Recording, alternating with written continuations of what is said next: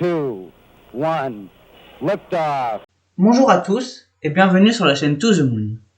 Dans ce 6e épisode de Conquête de l'espace, nous verrons plus en détail l'immense station dont je vous ai parlé la dernière fois, et nous aborderons aussi le sujet des entreprises privées qui à cette époque commencent tout juste leur grande épopée. Pour terminer sur ce qui nous attend pour le futur du spatial, sur ce je vous souhaite un bon visionnage, c'est parti. Avec la désorbitation programmée de Mir, les puissances du spatial doivent trouver une nouvelle station plus grande et plus durable dans le temps. Pour comprendre comment 15 États en sont arrivés à coopérer pour cette immense station, il faut retourner en 1984. À cette époque, le président Ronald Reagan demande à la NASA de mettre en place une station spatiale avec plusieurs modules, à la différence de Skylab qui n'en avait qu'un. Mais 3 ans plus tard, la navette Challenger explose et retarde beaucoup le projet. La station demandée par Reagan, nommée Freedom, ne verra jamais le jour. Mais avec l'abandon de ce projet, États-Unis et Russie entament un programme conjoint, baptisé Shuttle Mir. Nous en avons parlé dans la dernière vidéo. Mais ce programme ne durera que 4 ans, puisque la phase 2 est de par la suite de la station Mir, construire une station spatiale avec différents pays. C'est donc avec la future désorbitation de Mir et l'échec de la station spatiale américaine que les deux pays se retrouvent à devoir coopérer pour garder une place dans l'espace pour l'humanité. Lors de la signature du traité de collaboration, c'est finalement 15 pays qui ont rejoint l'aventure de la station du nom d'ISS pour International Space Station. La même année que la signature de l'ISS, donc en 1998, le premier module est lancé. Zarya, petit nom donné à ce module, est envoyé par un lanceur Proton, rejoint peu après par le nœud Unite, module américain. Un échec de Proton, le lanceur russe, viendra bloquer les opérations de montage durant 1 an et demi. Après ce laps de temps, une nouvelle partie russe viendra compléter la station, celle-ci s'appelle Zvezda. Avec ses 2 modules et le nœud, le premier équipage est prêt à opérer dans la station. Et depuis le 2 novembre 2000, la station est habitée en permanence par des équipages de pays partenaires au programme. Les nombreux pays qui ont conçu et construit l'ISS ont donc la possibilité de pouvoir envoyer leurs astronautes dans la station. Il faudra attendre 11 ans pour que l'ISS soit officiellement fini, même si certains modules sont encore prévus avant le démontage de la station dans les années 2030. Mais alors, quelle est l'utilité d'envoyer des hommes et des femmes dans l'espace? Pourquoi dépenser des millions et des milliards pour la construction d'une telle station?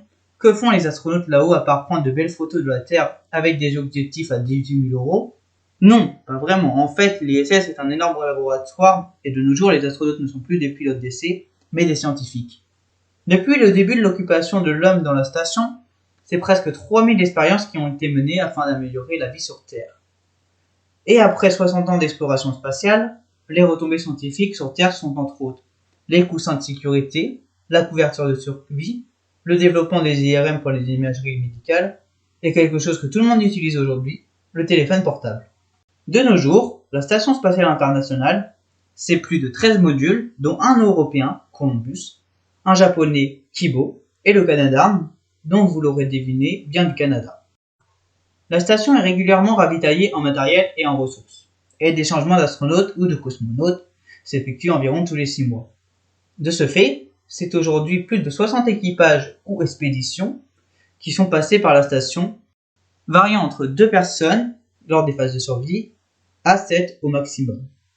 Depuis le début de l'habitation continue de l'homme dans l'espace, les navettes américaines et les Soyouz russes étaient en capacité d'emmener des hommes sur la station. Mais avec l'accident de la navette Columbia en 2003, lors de la rentrée sur Terre, coûtant à nouveau la vie à 7 astronautes, les jours du seul véhicule capable d'envoyer des hommes dans l'espace du côté américain sont comptés. Le programme Shuttle prendra fin en 2011, et dès cette date, seuls les Russes et leurs vieux Soyouz étaient capables d'envoyer des hommes dans l'espace. Ils auraient pu garder ce monopole, mais c'était sans compter sur les entreprises privées se lançant dans le spatial. Depuis l'arrêt des navettes américaines, il faudra attendre 9 ans pour qu'un véhicule emmène des hommes dans l'espace depuis le sol américain. Ce lanceur se nomme Falcon 9, et la société qui l'a produit, SpaceX. Depuis sa création en 2002, cette entreprise a su développer par ses propres fonds les lanceurs réutilisables que la NASA utilise aujourd'hui pour envoyer des astronautes sur l'ISS. Entre les années 2000 et 2020, le nombre de startups dans le secteur du spatial a plus qu'augmenté. Il n'existe pas que SpaceX, même si c'est cette entreprise qui a su tirer son épingle du jeu. Dans les entreprises du New Space, on peut noter également Blue Origin, Virgin Galactic ou Rocket Lab. Aujourd'hui, la plupart des entreprises non gouvernementales liées au spatial ne s'intéressent plus à la science mais au tourisme, à l'instar de Blue Origin qui utilise son lanceur la New Shepard, en référence évidemment à Alan Shepard, premier américain dans l'espace. Ce lanceur enverra d'ailleurs le 20 juillet 2021 le premier équipage composé totalement de touristes. Fait important lors de ce vol suborbital, le record de la plus vieille personne à être allée dans l'espace sera battu. La nouvelle détentrice de ce record n'est pas n'importe qui cependant. Elle s'appelle Wally Funk, à 82 ans c'est une ancienne Mercury Trails, l'équivalent du premier groupe d'astronautes américains mais chez les femmes. Elles ont été formées et entraînées comme les Mercury 7, mais n'ont jamais volé. Madame Funk battra le record de John Glenn. Ce dernier effectua son vol à bord d'une navette spatiale à l'âge de 77 ans. En somme, le New Space, dont le précurseur est Elon Musk, PDG de SpaceX, est l'avenir du spatial, qu'il soit scientifique ou touristique. Mais donc, que nous réserve cet avenir ? Dans un premier temps, nous verrons le début des vols privés avec par exemple Blue Origin. Cela pourrait se développer et devenir plus que de 5 vols suborbitaux d'ici quelques années. Mais, depuis quelques mois maintenant, au moment où la vidéo sortira, nous assistons à la montée en puissance des nations du spatial actuelles pour retourner sur la Lune. Les Américains développent un lanceur lourd, la SLS, plus celui de SpaceX, le Starship. En collaboration avec les pays partenaires au programme Artemis, qui vise à ramener des hommes et à amener des femmes à la surface de la Lune, la NASA tient également à construire une station orbitale autour de notre satellite naturel. Celle-ci s'appellera LOPG, pour Lunar Orbital Platform Gateway. Le programme Artemis se décompose en 3 phases, dont la première qui sera lancée en même temps que la SLS en fin d'année 2021 et le retour sur la Lune est prévu pour 2024. Mais le secteur du spatial n'est pas réputé pour être ponctuel. Du côté des autres puissances capables d'envoyer des hommes dans l'espace à l'heure actuelle, c'est-à-dire les Russes et les Chinois, il est possible de voir une alliance des 2 pays pour l'envoi de l'homme sur la Lune. Peut-être verrons-on d'ici quelques années des missions russo-chinoises vers la Lune. Mais pour l'instant, la plupart de ces programmes ne sont que dans des bureaux ou au mieux en phase de test.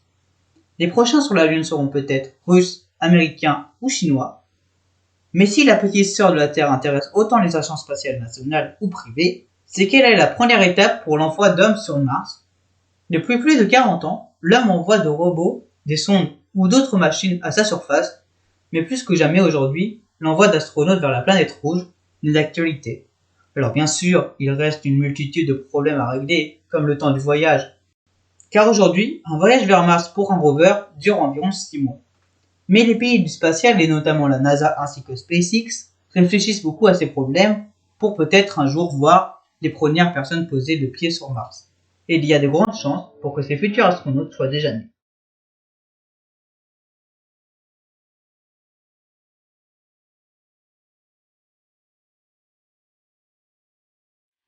Pour conclure cette série, je dirais que l'exploration de l'espace est une formidable aventure technologique, scientifique et humaine. Depuis des millénaires, l'homme rêve de l'espace et il aura fallu attendre des milliers d'années pour qu'enfin l'humanité ait la chance de se rendre dans l'espace. Et grâce à cela, des milliers de personnes à travers le monde partagent une même passion. Et si j'ai pu vous partager ma passion, j'en suis heureux. Merci à tous d'avoir regardé cette vidéo. Comme je l'ai dit, ce fut la dernière partie de cette série. Si vous avez apprécié regarder ces épisodes, n'hésitez pas à me le dire en commentaire et à me partager ce que vous aimeriez voir comme nouvelle série. Je souhaite vous dire une dernière fois pour cette série. Merci d'avoir regardé cet épisode de Conquête de l'espace. C'était Tom Sol de la chaîne To The Moon. Bye bye.